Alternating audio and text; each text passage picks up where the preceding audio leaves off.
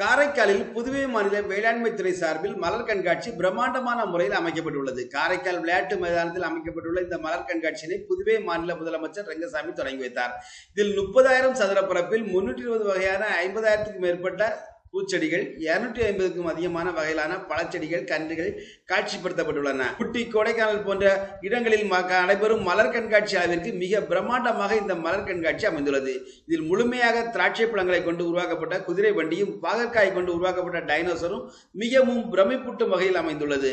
இதுபோல உயர்தர நெல் ரகங்களான பாரம்பரிய நெல்களான காலா நமக், தாய்லாந்து கவுனி, தேங்காய் பூச்சம்பா, கருப்பு கவனி, பாசுமதி, இலுப்பை பூச்சம்பா, இரத்தசாலி, கிச்சலி சம்பா, சீரக சம்பா, சிவன் சம்பா, பிசினி, கருப்பு கவனி உள்ளிட்ட பல்வேறு வகை நெல்களும் காட்சிப்படுத்தப்பட்டுள்ளன.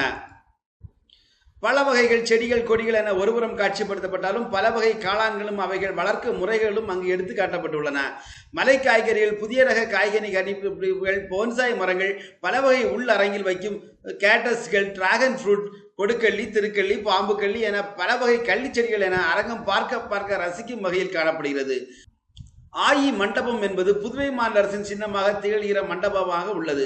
ரோமானிய, கிரேக்கு கட்டிடக்கலைக்கு உரிய அழகுடன் ஆயிரக்கணக்கான மலர்களால் அலங்கரிக்கப்பட்டது. வண்ணத்து பூச்சி, இதே வடிவிலான பிரம்மாண்ட பூத்தொட்டிகள், மனித உருவிலான பல வண்ண மலர்களால் அலங்கரிக்கப்பட்ட காட்சிகள் கண்களுக்கு விருந்தாக அமைந்துள்ளது.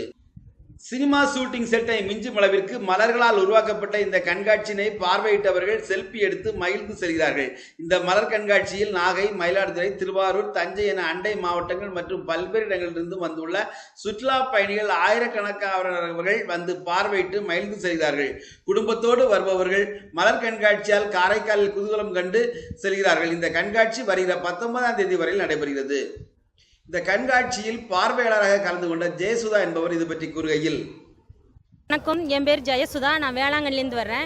எங்களுக்கு கடற்கரை பக்கம்தான். பசங்களெல்லாம் கூட்டிகிட்டு எங்கே போகலாம் ஒரு என்டர்டெயின்மெண்ட்டுக்குன்னா, இது எனக்கு ஒரு பூலோகத்தில் மிதக்கிற மாதிரியே ஒரு ஃபீலிங் வந்திருக்கு எனக்கு.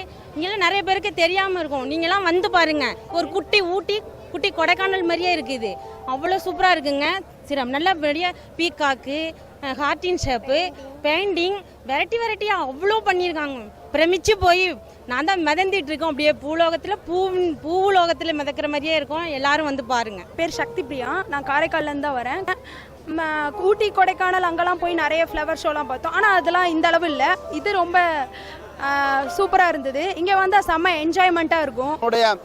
மலை பிரதேசமான ஊட்டி, கொடைக்கானல் போன்ற இடங்களில் பார்க்கின்ற அளவிற்கு உள்ள அந்த கண்காட்சியினை இங்கு காணக்கூடிய அளவிற்கு காட்சிப்படுத்தப்பட்டுள்ளது. அதாவது பூக்களை பொறுத்தமட்டில், இந்த பகுதியை பொறுத்தமட்டில் பொதுவாக கடற்கரையில் எந்த மலர்களை காண முடியாதோ அந்த மலர்கள் அனைத்தையும் பார்க்கக்கூடிய அளவிற்கு இந்த கண்காட்சியானது ஏற்பாடு செய்யப்பட்டுள்ளது. கண்காட்சியை பார்ப்பதற்கு லட்சக்கணக்கான மக்கள் வந்து செல்கிறார்கள். இந்த கண்காட்சியானது வருகிற 19ஆம் தேதி வரையில் காரைக்கால் நடைபெறுகிறது. காரைக்காலில் இருந்து டிடி தமிழ் செயலுக்காக செல்வன் ஜெபராஜ்.